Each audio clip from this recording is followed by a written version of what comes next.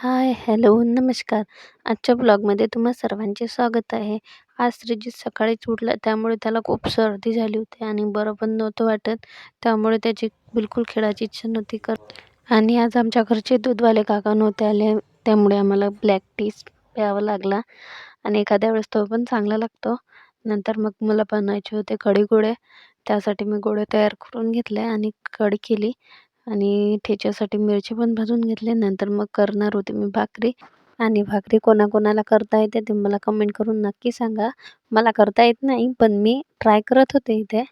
तर चला बघूया मी कशी भाकरी केली. तर तुरीच्या दाण्याचे गोळे आणि भाकरी कोणाकोणाला आवडतात ते पण सांगा. मला तर खूप आवडते, म्हणून मी स्वतःच भाकरी करायची ट्राय केले आणि ते मला थोडं थोडं जमत पण होते.